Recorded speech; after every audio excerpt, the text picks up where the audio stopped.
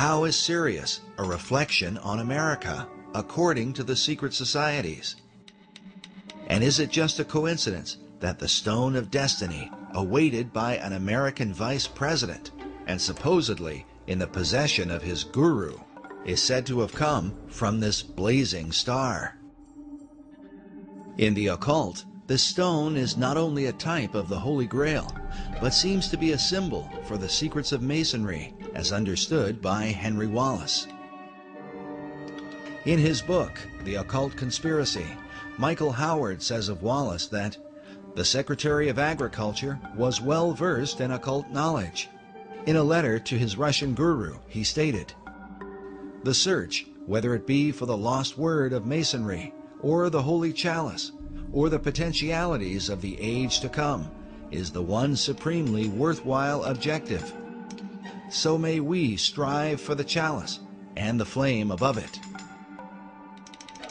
Howard says the chalice he refers to is the Holy Grail, regarded by the Rosicrucians as a feminine symbol for perfection, and the age to come is the dawning of the Aquarian Age.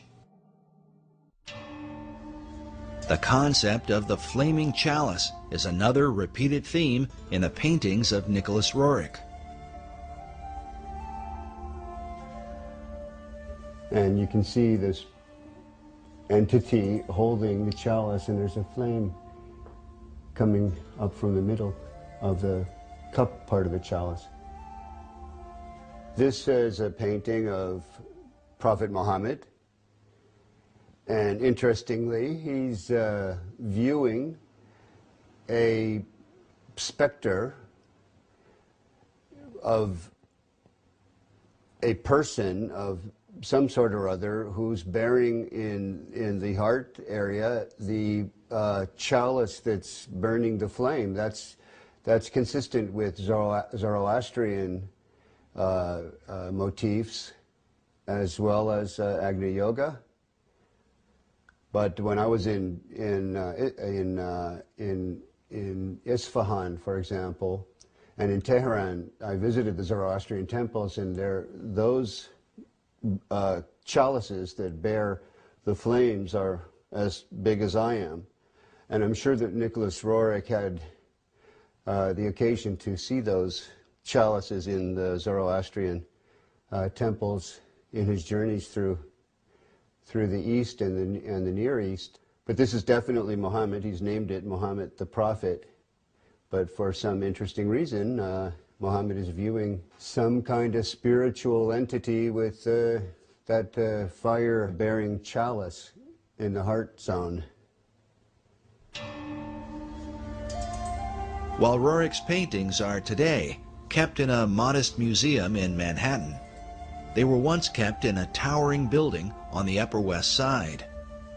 In the 1920s, Roerich was supported by a wealthy benefactor and Freemason named Louis Horch. Like Wallace, Horch considered Roerich to be his guru and financed the construction of a massive building to honor him. It was called the Master Building. During this era, Roerich designed what he called a peace banner that went along with the Roerich Peace Pact that had been signed by Henry Wallace. The symbol was simply 3 circles in a triangle formation. This symbol can be seen even today, engraved on the black cornerstone of the Master Building. Buff Perry and others believe that certain arcane contents, including the Stone of Destiny, were placed inside this cornerstone when it was laid. This is the seal over the cornerstone of the Master Building that is at the corner of 103rd and Riverside Drive.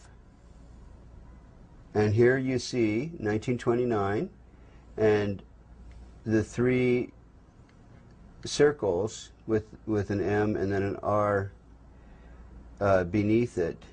And I believe that means Master Roerich, meaning master building in effect. He was like an edifice to people at that time. So the idea of the master building was the idea that Roerich himself was the master, is that Absolutely, correct? Absolutely. The whole building was built for him, for his use in his honor and in his name. And it was to be used as a place where there would be art galleries, art studios. Great writers of the past lived there. Joseph Campbell was there? Joseph Campbell lived there for a period of time. Joseph Campbell was a highly regarded esoteric who wrote about the power of myth. His works are still celebrated by the Theosophical Society to this day. Another 20th century luminary who frequented the Master Building was Manly P. Hall. Hall was clearly interested in Roerich, and in his books wrote about the symbolism of the stone that is called the Grail. And we don't know where that stone is today. I think that Buff Perry knows a little more about where it might be now, but some believe it's in the foundation stone of the Roerich building, the Roerich Museum there in New York. Mr. Hall used to go to the Roerich Museum in his early days, just after he had written the big book called The Secret Teachings of All Ages, because there in the penthouse of the Roerich building met the very elite, the esoteric elite you might say, who were really into not only the mysteries of the great world religions, but also the mysteries that many people don't know that was part of the motivation in the founding of our own country. While the Master Building today is used mainly for apartment living, the penthouse located in the upper levels is still there. Is it possible that Henry Wallace could have been one of those esoteric elite who met there with men like Manly Hall? There is at least one record of his meeting with Nicholas Roerich at the Master Building. American Heritage reports that Wallace visited the museum and was thrilled beyond measure to receive a brief audience with Roerich. He found the artist's appearance, demeanor, and plans to promote culture and peace extremely impressive. He admired Roerich's paintings because he said they gave him a smooth feeling inside. The article goes on to say that Wallace avidly read the painter's writings and frequently communicated with the officials of the Roerich Museum.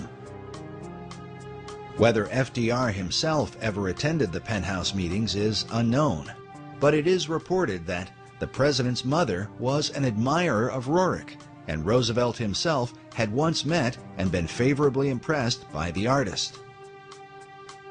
It is also worth noting that in 1932, First Lady-elect Eleanor Roosevelt gave a lecture at the Roerich Museum Lecture Hall. American Heritage writes, the State Department grew very nervous about Roerich, but he had influence in the Oval Office. With such connections, is it possible that inside the mysterious penthouse at the upper level of the Master Building, the so-called esoteric elite decided on the design for America's dollar bill? Remember that the Master Building was finished in 1929.